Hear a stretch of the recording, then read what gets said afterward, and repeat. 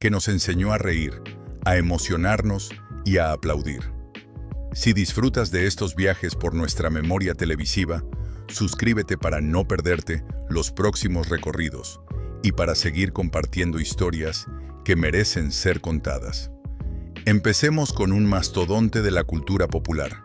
1, 2, 3, responda otra vez. Era más que un concurso.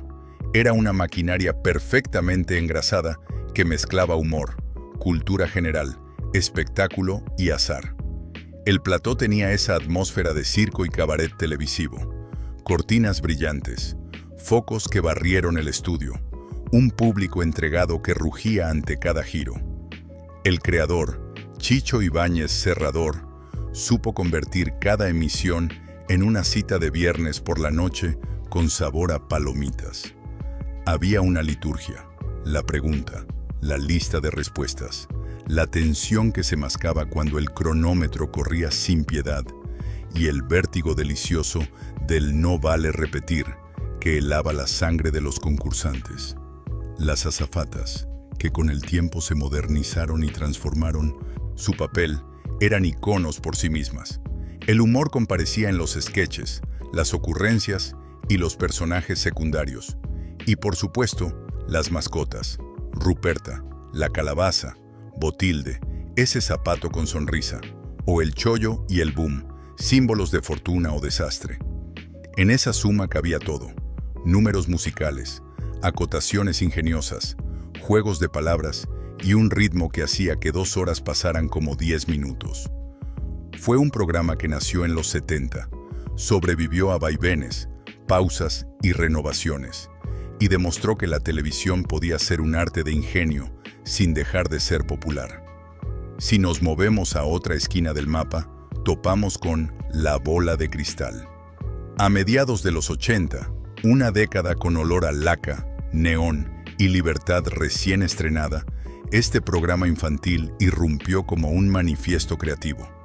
Lo conducía Alaska, con su magnetismo punk y su mirada felina, y lo poblaban los electroduendes, pequeñas criaturas traviesas que hablaban a los niños como si fueran mayores, con ironía, crítica y poesía. La sintonía nos arrastra todavía. Solo no puedes, con amigos, sí. Aquello era un taller de imaginación donde se colaban el humor, la música y la reflexión. La realización tenía una atmósfera de taller teatral, fondos pintados, cableado a la vista, sonido que respiraba y una sensación de clandestinidad luminosa. En un país que aún se hacía preguntas, La Bola se permitía jugar con el lenguaje, introducir referencias culturales y desafiar los límites del entretenimiento infantil. A veces bizarro, a veces tierno, siempre inteligente, fue un fenómeno breve pero demoledor. Sus frases, sus guiños, su estética de collage siguen siendo gasolina para cualquiera que ame la televisión con personalidad. Y de la creatividad infantil pasamos al músculo del espectáculo con ¿qué apostamos? Los 90 fueron años de formatos grandes, de platós anchos como hangares, de grúas de cámara dibujando curvas sobre una marea de manos. El programa, conducido por rostros familiares que tejían complicidades con el público, proponía un catálogo de desafíos que rozaban lo inverosímil. Personas capaces de reconocer una canción con 2 notas en un reloj de arena que se derrama. Equilibristas que movían objetos imposibles con la barbilla. Pruebas de velocidad que dejaban sin respiración. Cada apuesta tenía su recompensa o su baño público. Agua, espuma, bromas a cámara lenta que el público celebraba con carcajadas. Lo mejor, quizá, era esa mezcla de tensión y fiesta. La realización pegada al gesto, la música apretando el nudo en la garganta, la complicidad entre presentadores y concursantes. A veces, invitados célebres completaban el cuadro, aportando glamour y sorpresa. Fue un show de cita semanal que convertía el televisor en un teatro de diversión familiar, con olor a cena en la mesa y el eco de los vasos chocando. Hubo también espacio para lo absurdo japonés, filtrado por el humor español con humor amarillo. Lo que, en origen, era una carrera de obstáculos desquiciada se convirtió, doblaje mediante, en una pieza de comedia coral. Los comentaristas, con un sentido del humor delirante y un ritmo de radio nocturna, bautizaron pruebas y personajes con nombres que ya forman parte del imaginario. Esas piedras que giran, ese puente imposible, esas paredes que escupen, esas hamburguesas sobre las que resbalar, era casi un himno. El plató a cielo abierto vibraba con tambores, confeti y caídas que parecían coreografías. La gracia residía tanto en el físico slapstick del programa como en el ingenio del relato. El running gag, el apodo al competidor persistente, la exageración simpática de cada tropezón. Lo veíamos con amigos o en familia, conteniendo la risa entre dientes para luego estallar sin remedio. No había pretensión, solo un pacto, jugar al juego más absurdo del mundo y celebrarlo como si fuera una final. En la noche tardía, cuando media casa dormía y el resto buscaba compañía a través de la pantalla, aparecía Crónicas Marcianas. El plató olía a club, luces moradas y azules, humo decorativo, música de arranque que marcaba un latido. Se mezclaban entrevistas, cómicos, imitaciones y una tertulia tan desbocada como el humor de la época. A aquellas horas, la televisión tenía permiso para romper la etiqueta, reírse de sí misma, improvisar, alargar silencios cómplices, jugar con el límite del directo. El presentador, con una ironía de cuchillo fino y una capacidad innata para conducir la marea, guiaba un caos controlado donde podían pasar cosas que al día siguiente eran comidilla asegurada. Era un espectáculo de medianoche que encendía la sobremesa del día siguiente. En la oficina, en el aula, se repetían frases, se imitaban personajes, se debatían excesos. Su legado es un manual de cómo la televisión nocturna puede convertirse en termómetro del país, con su mezcla de irreverencia, crítica y espectáculo. En la primera hora de la noche, por su parte, floreció el informal. Era un informativo de broma, o tal vez un programa de humor con traje de actualidad. Tomaba imágenes del día y como un sastre con ingenio, les cosía doblajes, bromas, parodias musicales y sketches de ritmo vertiginoso. El plató minimalista se llenaba de voces, la imitación precisa, el remate que llegaba justo donde dolía, la gamberrada que se te escapaba antes de cenar. Había una energía callejera, como de fanzine audiovisual, con pocos elementos, mucha creatividad y una confianza absoluta en que el público estaba listo para sonreír con inteligencia. De sus minutos salían frases que se pegaban, personajes que se volvían de la casa y una forma de mirar la actualidad desde el costado, con ceja levantada y risa contenida. Fue una escuela de humor televisivo que, años después, todavía se reconoce en otras maneras de contar. La ficción también ocupa un lugar privilegiado en nuestra memoria, y pocas series huelen tanto a casa como Médico de Familia. A través de su protagonista, un médico viudo que sostenía a su familia con ternura y disciplina, la serie nos invitó a entrar en una cocina donde siempre había un vaso de leche esperando, una mochila en el suelo y voces que se cruzaban. El ritmo narrativo se movía entre consultas y sobremesas, entre diagnósticos y secretos adolescentes, con música de guitarras que acariciaba el oído. Cada capítulo era, en realidad, un abrazo largo. Había humor, había lágrimas, había aprendizaje. Nos enamoramos de personajes que parecían vecinos, la persona que ayuda en casa con su sabiduría práctica, el abuelo con historias de antes, los hijos que crecen a golpes de experiencia, el amigo que llega sin avisar y no se va. Fue una serie coral que mostró una España cotidiana, reconocible, donde los grandes temas se colaban por las rendijas de lo doméstico. En esa misma línea de ficciones que calaron hondo, Aquí no hay quien viva redefinió la comedia de comunidad. El edificio, con su patio interior que amplificaba voces y rumores, era un microcosmos del país. Parejas con baches, presidentes obsesionados con las cuotas, tenderos que sabían más de la cuenta, porteros con historias a todas horas. La cámara paseaba por pasillos, puertas que se abrían de golpe, reuniones de vecinos que se convertían en asamblea permanente. El guión era una metralleta de gags, enredos y malentendidos que se resolvían siempre a 3 metros de la solución. Se escuchaban timbres, discusiones que subían un semitono, carreras por las escaleras y un sinfín de frases que terminaban siendo proverbios de andar por casa. La comedia vecinal encontró aquí su laboratorio perfecto y nos enseñó que, en cada comunidad, hay un mundo secreto que solo requiere un micro abierto y una cámara curiosa. Mucho antes, a principios de los 80, Verano Azul nos regaló una postal eterna. Una pandilla de amigos en bicicleta, el mar como horizonte, la luz que se desparrama por las paredes encaladas. La melodía, con guitarra que parece llamarnos desde lejos, convertía cada capítulo en un atardecer. Siguiendo a esos niños y adolescentes, aprendimos a despedirnos, a descubrir, a crecer. El personaje de Chanquete, con su barca inmóvil que era casa y refugio, fue un maestro sin pretensión.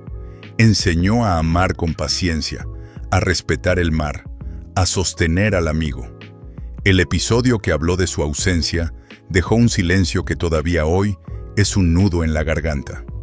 Verano Azul es una serie que huele a crema solar, a bocadillo de tortilla y a arena en los pies descalzos.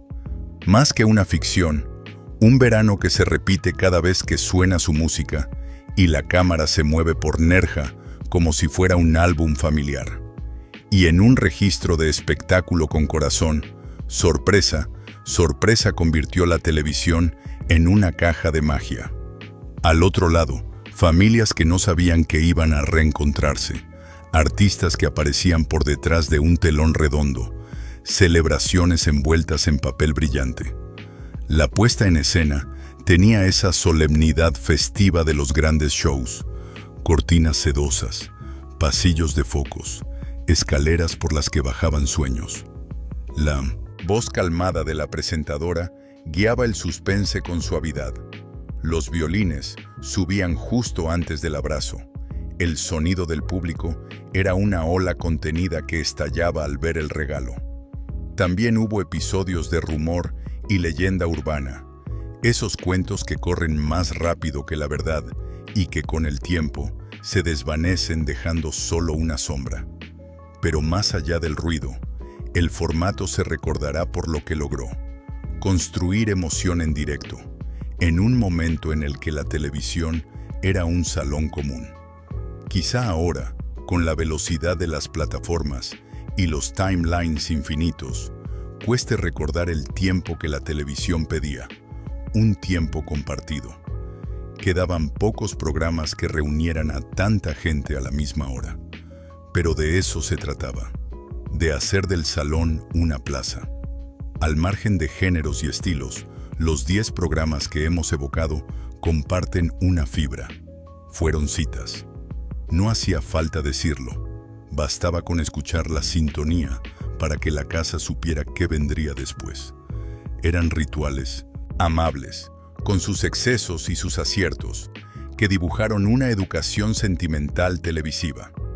Si tienes tus propios recuerdos o anécdotas de estos programas, cuéntalos y comparte este viaje con alguien que haya vivido lo mismo. Me encantará leer qué te marcó, qué canción o qué escena se te quedó grabada y qué programa añadirías a la lista. Hay detalles y momentos precisos que todavía se sienten en la piel. En 1, 2, 3, la tensión del último segundo, cuando un concursante buscaba la palabra que faltaba, y el público parecía contener la respiración en bloque. En la bola de cristal, la mirada directa, sin condescendencia, a quienes estaban al otro lado, con diálogos que no subestimaban a nadie. ¿En qué apostamos? Esa sensación de estar ante un espectáculo casi circense, con el olor a metal de las estructuras y el sudor fiero de quien se jugaba una promesa ante todo un país. En Humor Amarillo, la carcajada limpia, el golpe sin daño, la caída estrepitosa que, de puro absurda, liberaba tensiones. En Crónicas Marcianas, la liturgia de la noche, una voz que nos guiaba a través de un caos que milagrosamente terminaba siempre en un remate redondo. En El Informal, la artesanía de un humor de montaje, los recortes, las voces, las canciones parodiadas que nos abrigaban de la solemnidad de las noticias. En Médico de Familia, la ternura y la pedagogía, cómo proponía valores sin sermón, con escenas pequeñas que sumaban algo grande. En Aquí no hay quien viva, la comedia perfecta del día a día, las pequeñas tiranteses convertidas en fuegos artificiales, los ladridos de un perro en el patio que se colaban como ruido omnipresente, el buenas noches que nadie respondía. En Verano Azul, la pureza del verano sin prisas. En Sorpresa, sorpresa, el latido que subía cuando intuías un abrazo a punto de ocurrir. Eran además señales de época. La España que asomaba en la bola de cristal tenía colores de movida, estética de collage, ganas de jugar.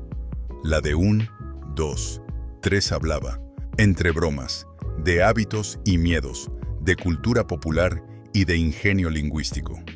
Los 90 de ¿Qué apostamos?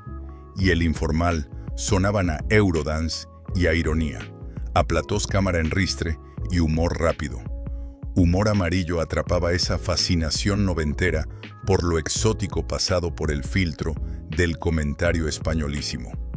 Crónicas Marcianas marcó una época del late night que coqueteó con el exceso y dejó escuela.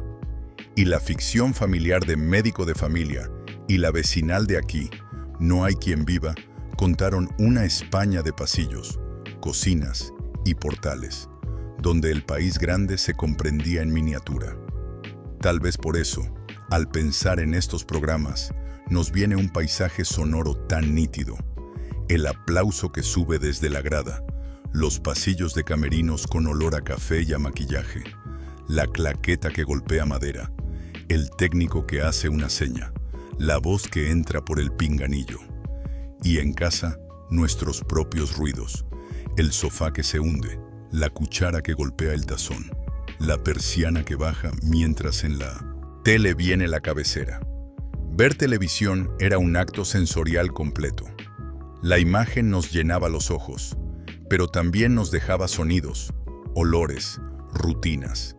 Es quizá esa cualidad física la que vuelve tan presente el recuerdo. No todo fue perfecto, claro. Hubo polémicas, decisiones en caliente, saturaciones que, vistas desde hoy, forman parte de un pasado que también nos explica. Pero incluso, los excesos tienen un valor.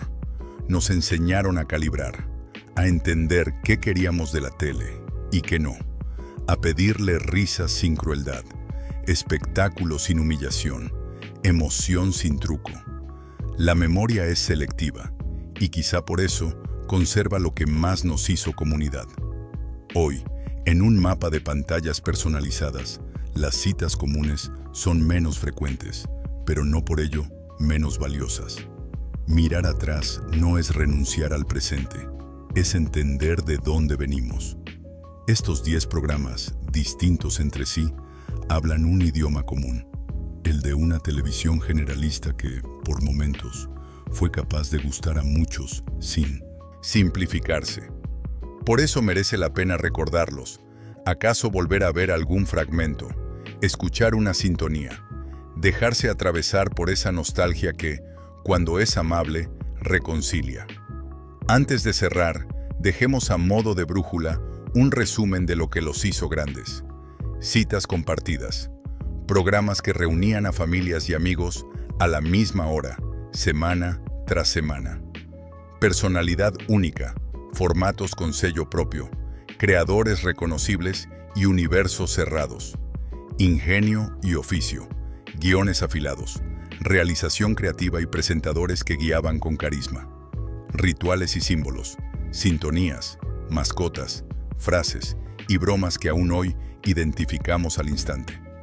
Variedad de géneros, concurso, late night, humor de actualidad, ficción familiar y espectáculo.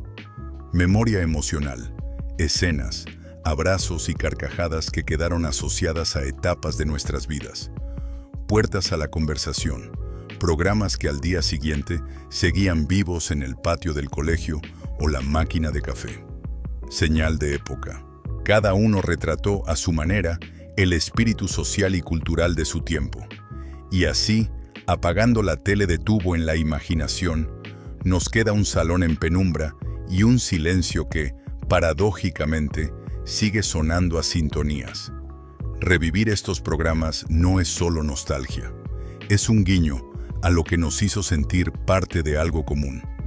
Aquella televisión ya no existe tal cual, pero las historias y los momentos que nos regaló siguen latiendo en nosotros, como una cabecera que podemos tararear sin esfuerzo. Si te gustó este recorrido, suscríbete para seguir viajando juntos por la memoria audiovisual y descubrir nuevas historias.